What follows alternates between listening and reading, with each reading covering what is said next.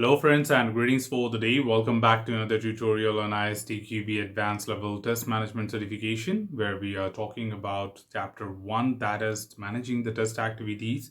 And we are still continuing with our 1.4, which is talking about the strategies of the project test strategy. And today we shall be continuing with our next segment, or the sub-segment of it, that is 1.4.2.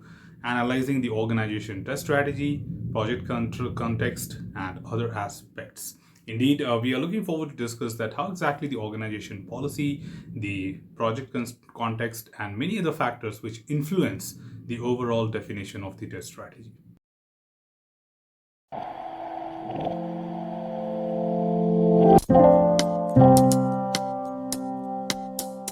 To set up the initial context, we would like to quickly talk about that in the foundation level, we have discussed in the chapter 1 very clearly that there are several factors which influences the overall test process. At the same time, we have also told you that when it comes to the overall definition of the test strategy, it should be in line with the policy. In our previous tutorial, we were really telling you the hierarchy of the documentation. The first is the organization level test policy, which can also be referred here as the organization test strategy. And then we do have the next document, which is the project-specific test strategy, which is the definition of the approach. And indeed, this approach, which is created for the project, should be in line with the organization test strategy or organization test policy. In case we deviate at any point of time, we should describe and justify that what was the reason for the deviation if it is justifiable.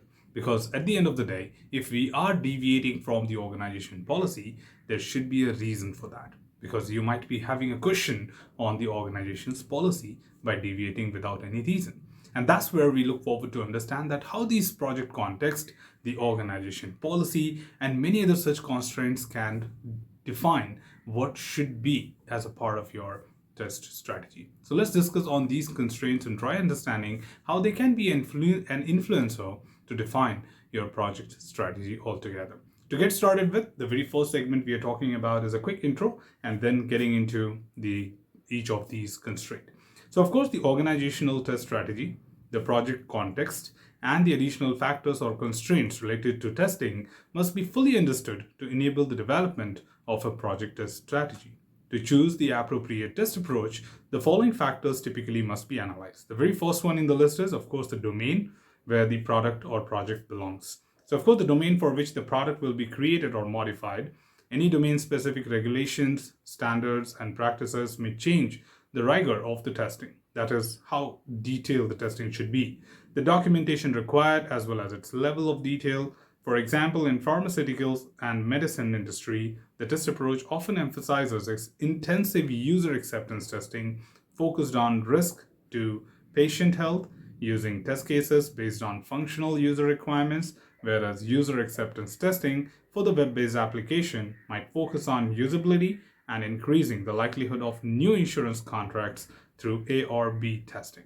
So being very, very clear from this example, we understand that every single product comes from a particular domain, and the domain may have different standards and regulations to be followed.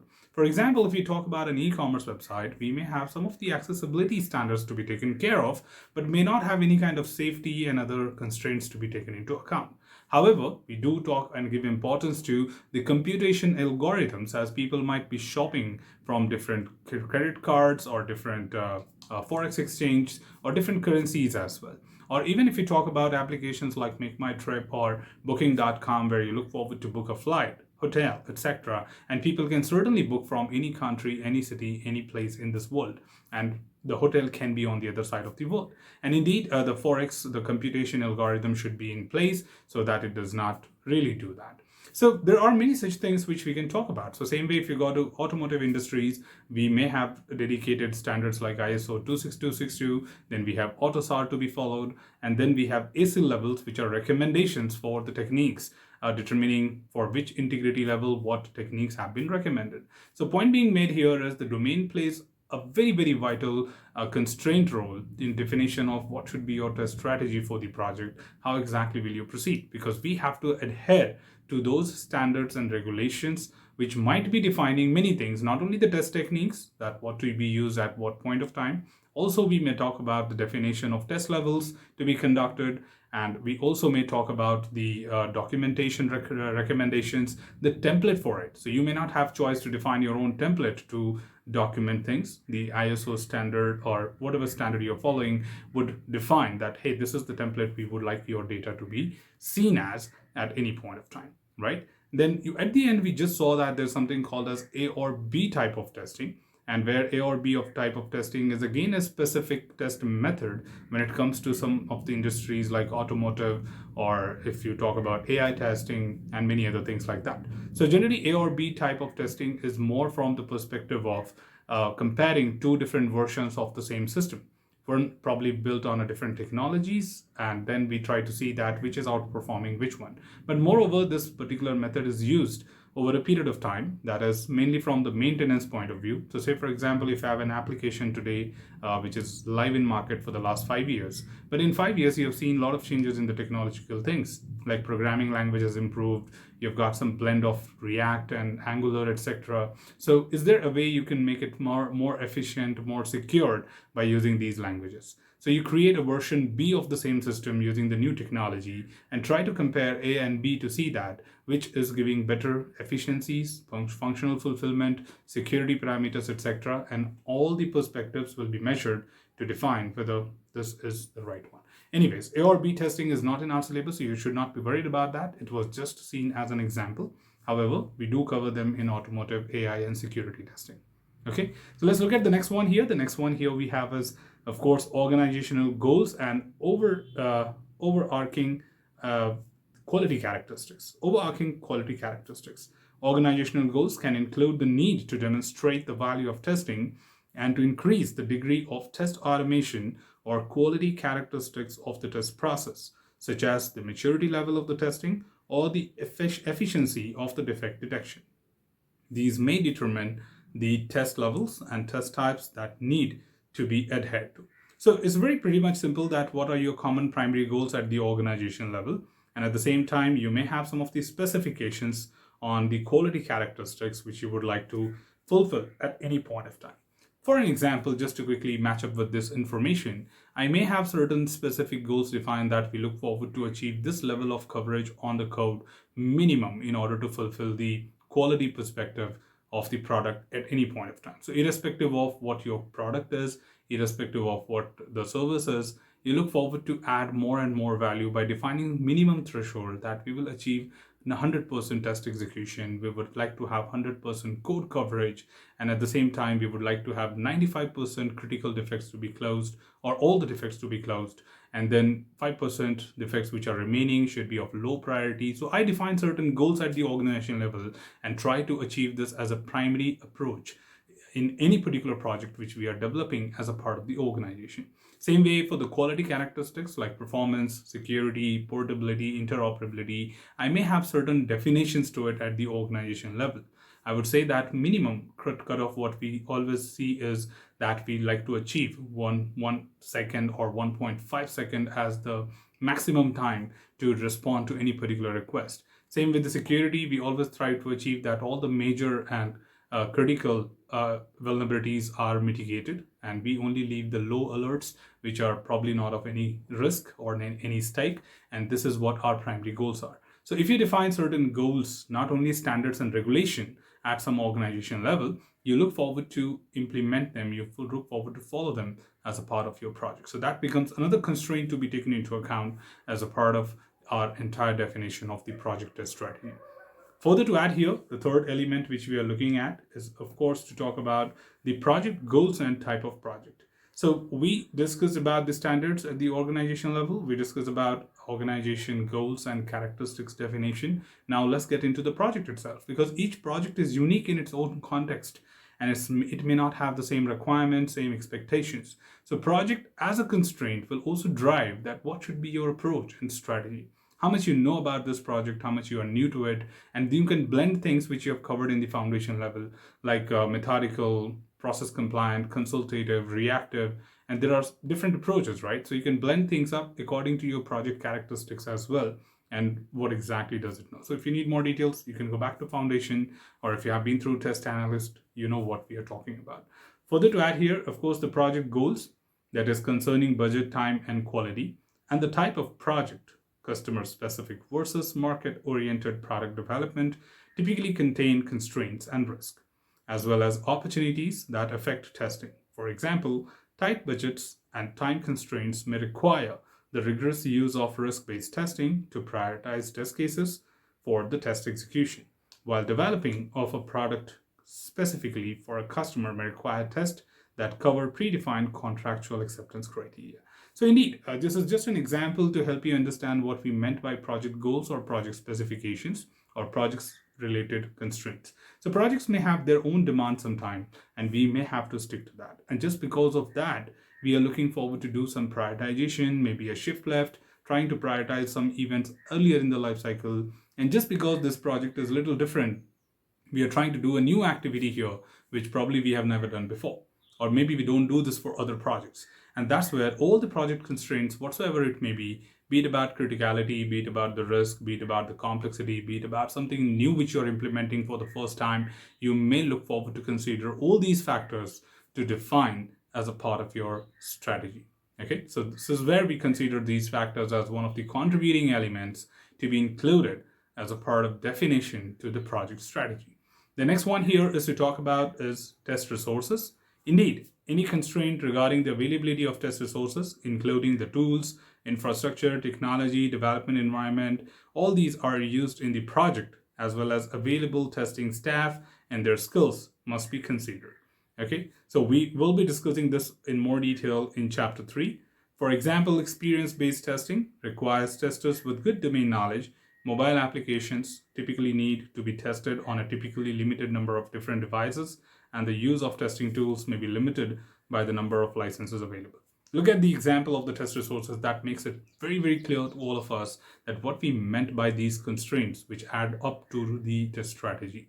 When we talk about the resources, say for example, our strategy has defined that we would like to have a blend of formal as well as informal testing. Now, when I say informal testing, we're talking about exploratory.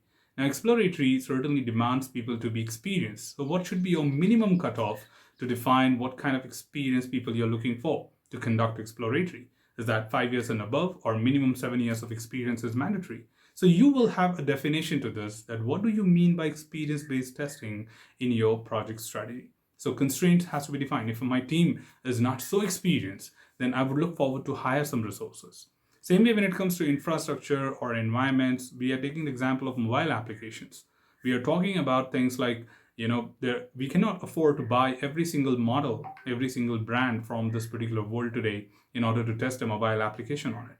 So we may have to shortlist the one which are majorly used and would like to conduct that, okay, to conduct the regular required test in these given environments. On the other hand, I can even look forward to host it on the remote labs where I can probably get more freedom to perform these executions. So similarly, I can consider several such factors which are related to the resources itself, which could sum up to the definition of overall strategy. The next one here is to talk about is the software development lifecycle model itself. So the model also has an influence. We have discussed that in the foundation level very well, that the SDLC model is a direct influencer to definition of your test process. So to determine appropriate test levels, test effort, appropriate entry criteria and exit criteria, a software lifecycle with continuous integration requires more automated testing than one-off development using a waterfall model, and therefore different test types and techniques must be used. I think we'll keep this a little straightforward because we all understand the testing is not the same in two different SDLC models. Waterfall has a different approach altogether for testing, limited automation, and again, we don't talk about things like CI/CD there or DevOps concept. But when it comes to Agile, we talk about tight sprints. We look forward to deliver more. The manifesto says that working software is the primary measure of the progress, and we do talk about CI/CD, TDD, BDD, test methods, test approaches are completely different. And we look forward to have these influences to be included as a part of defining the strategy, that what test levels, what test techniques, and what test methods we will be looking forward to conduct the required test. Let's move on to the next year. The next one we are talking about is interfaces with other systems. In a system of systems, aligning the testing with other teams or project and selecting appropriate test levels, especially for system integration testing, is essential. For example, risk-based testing helps to prioritize and scale system integration testing. Again, this is very straightforward point that when you have a system to be built, you might be just limited to intra-system testing, and which is APIs and internal things, what you're developing and communication within your system. But in case you're working on systems of systems, then inter-system testing would also be a next level to be conducted, which is called as SIT. And that's SIT, that is system integration testing, may have further definitions to all the scope and all the work, the collaboration, the information sharing, the events to be performed at what point of time in the life cycle, so that we have flawless SIT happening at that point of time. So these collaboration, coordination, documentations may come from other stakeholders which are outside your organization, where you're looking forward to integrate your system. A quick example to talk about is, if I'm developing an e-commerce website, I may not have any payment option from my side. So I look forward to talk to Visa, American Express, Master, Diners, that you can give me the payment gateway. Then I talk to the banks, and banks give me their net banking option. Then I talk to the digital wallets. They give me their payment gateways. So then I allow you as a consumer to make payment with convenience of net banking, credit card, debit card, and even the wallets, right? So I may have to understand your expectations, your requirements, how the code has to be built, what kind of events to be conducted, what kind of primary testing to be performed before we hit the SIT, and many other things like that. So yes, this will be also considered as one of the constraints to be taken into account. And the last one here to talk about is availability of the test data. Constraints on the availability of test data, such as the need for anonymized test data from production, or the creation of specific test data that may be difficult to provide and needs to be validated, such as data for AI testing must be considered. For example, model-based testing can support test data creation and management of test data as well. So I think this is again pretty straightforward. Not all the data, all the project have flawless data available. If you just quickly take up the high-end example, that is AI testing, AI or ML testing, you understand there's something called as big data. And big data stands for high volume, high velocity, high variety. Okay? High volume, high velocity, and high variety. That means a huge amount of data is required to perform the testing or to train the ML models. And similarly, each project is different in its own way, and you may not really have some sample data available to do that. So sometimes we make use of production data to create test data. And in that, further data scrubbing, data sampling, and data anonymizing, all this becomes my primary activity to be performed. So strategy should have a definition that what would be your supply of data or source of data, then what kind of data format you will be getting it in, then what kind of other activities my data preparation team may have to do before we start utilizing it. And in case you are anonymizing or using some production data, then there might be a need of legal approval as well, okay, because you don't want to conflict with GDPR. So all these things would be well defined. So considering these constraints and factors, all we want to define here is that as a test manager, you should really look forward to understand that what it takes to build the test strategy for the overall application. That is for the project, right? So finally, to conclude here, of course, the test manager should determine which combination of the test technique, test level, and test type should be used as best approach to satisfy organizational test strategy, the project context, and additional factors or constraints related to testing. So at the end, we just want to let you know that it is not necessary that every single thing what we discussed is really mandatory in your project, or there might be things which we may not have discussed, but now you get an insight about it. So a test manager at the end of the day should consider those factors which are direct influencers or constraints. At the same time, should be in line with the organizational policy, the project context, and the need of the entire project, right? So that's all from this particular tutorial, team. Should you have anything else, feel free to comment below. I'm always there to address your queries and answer them well. Till then, keep learning, keep exploring, keep understanding the context. Thanks for watching the video, team, and happy learning.